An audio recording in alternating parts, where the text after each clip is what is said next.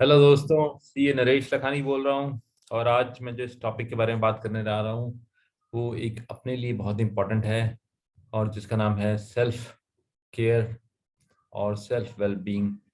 तो मैं आज आपको कुछ टिप्स दूंगा कि क्या कर सकते हैं आप अपने आप को खुद का ख्याल रखने के लिए। तो पहले तो सबसे पहले ये है कि सेल्फ केयर और सेल्फ वेल बीइंग क्या है।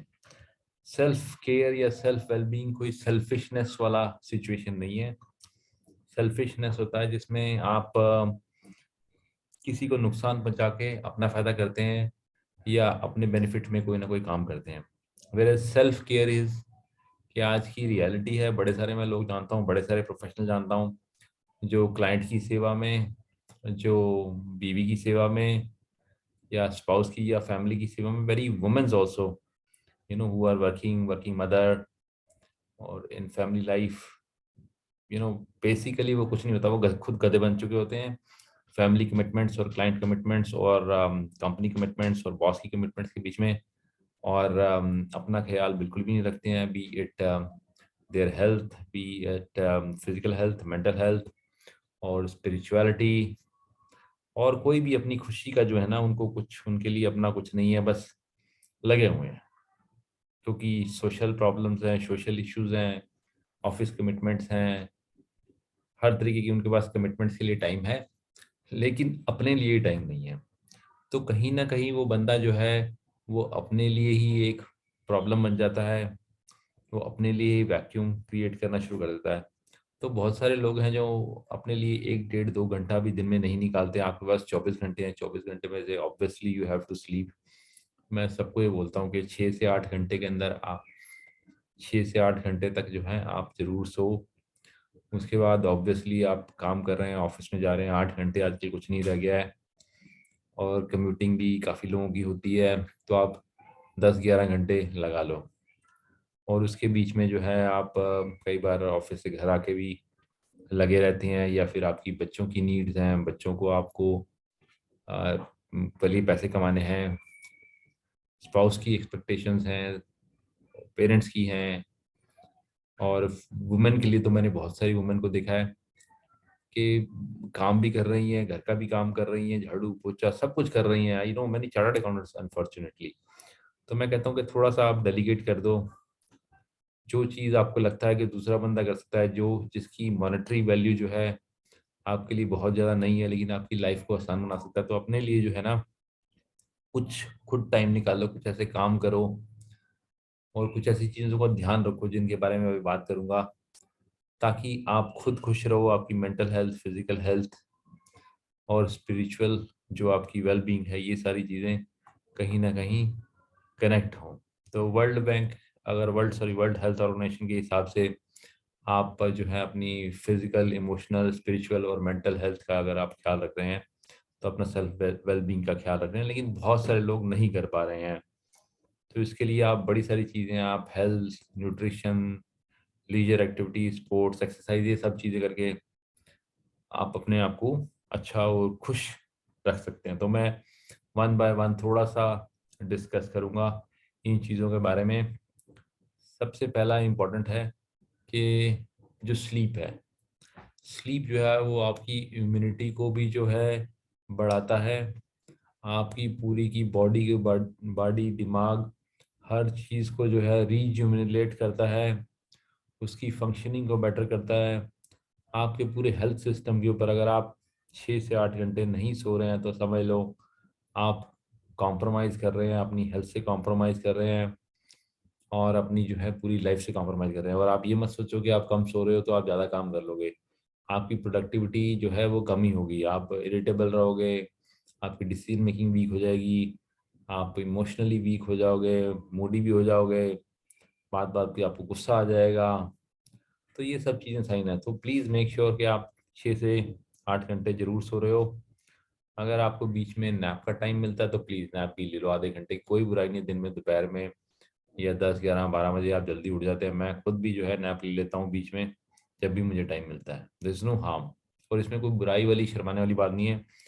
कई कल्चर्स में, स्पेशली चाइनीज कल्चर में, तो दोपहर में ऑफिस में लोग सो जाते हैं, वहाँ लाइटें वाइटें बंद हो जाती हैं, एक आधा घंटा लोग सो जाते हैं और चाइनीज प्रोडक्टिविटी के आगे मेरे हिसाब से कम इस समय दुनिया में कोई कंपैरिजन नहीं है। और वो हमारे यहाँ पर सोने को जो है कई बार लेजीनेस भी कहा जाता है या टाइम वेस्टिंग रहता है, ऐसा कुछ नहीं है। ये एक बहुत ही इंपॉर्टेंट चीज़ है। तो अपनी सेल्फ वेलबींग के लिए आपको सोना जरूरी है और हेल्थ के लिए जो है बहुत सोना जरूरी है।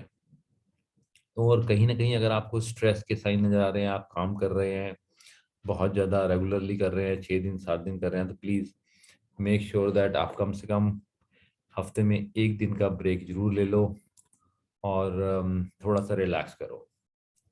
उसके बाद है एक्सरसाइज आप जरूर करो अपनी वेलबींग के लिए। देखो, अगर आप खुद अच्छी हेल्थ में नहीं है तो आप दूसरों के लिए एक लाइबिलिटी बन जाएंगे और आप सपोर्ट सिस्टम बनने की बजाय लोगों को आपको सपोर्ट करना पड़ेगा।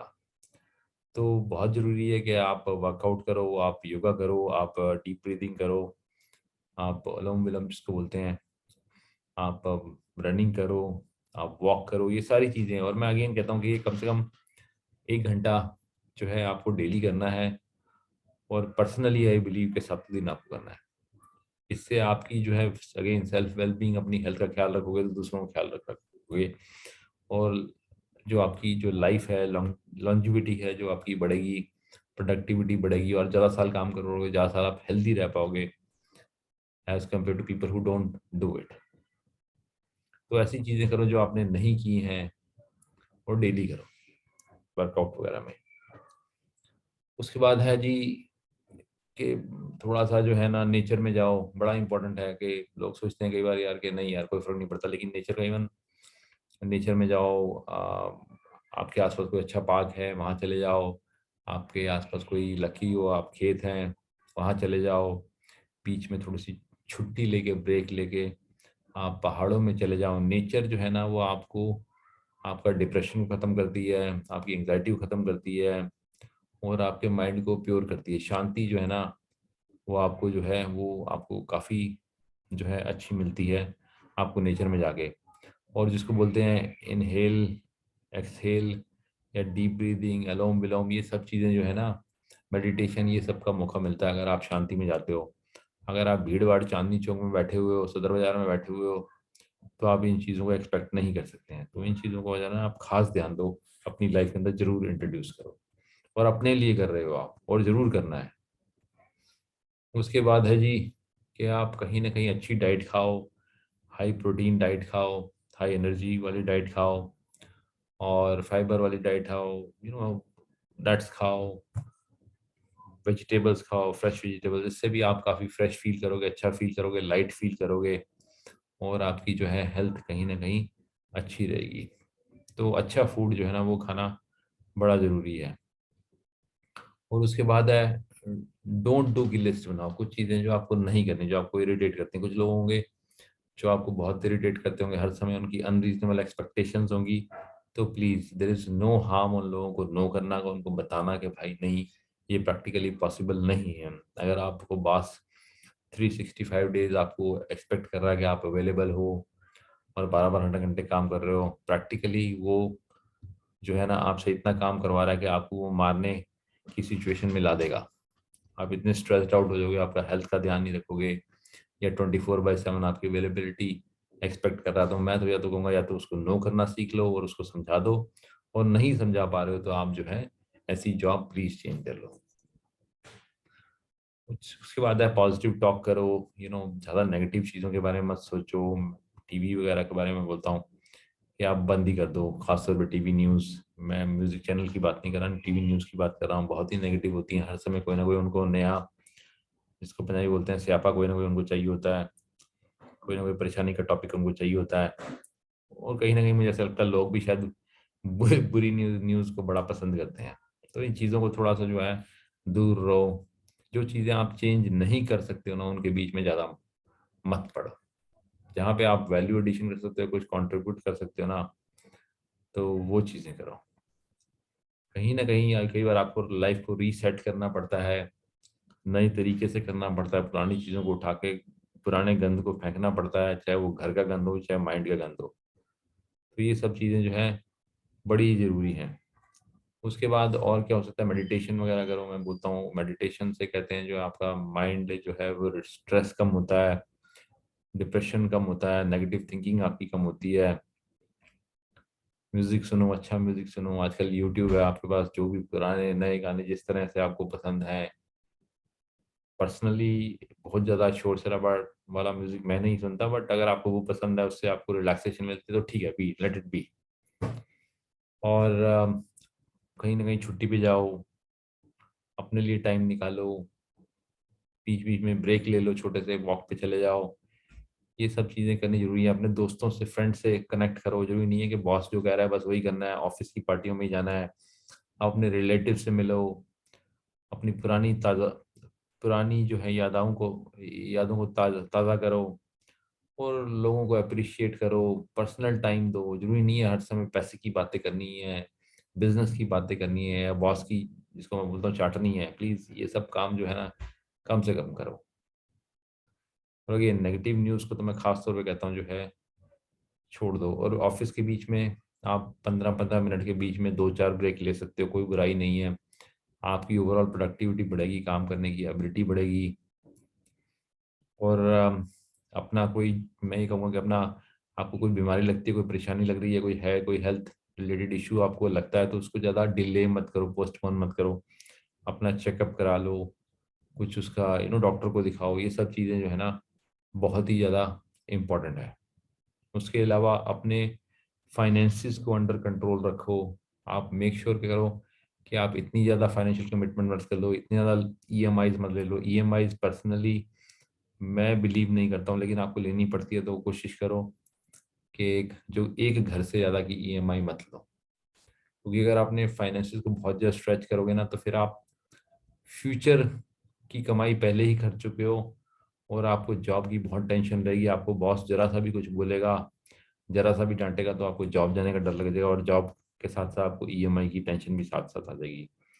तो ये चीज़ें जो है ना, आपको एक विशेष साइकिल में कर देती है, डाल देती है, और कहीं ना कहीं आपको इस चीज़ों को अवॉइड करना पड़ेगा।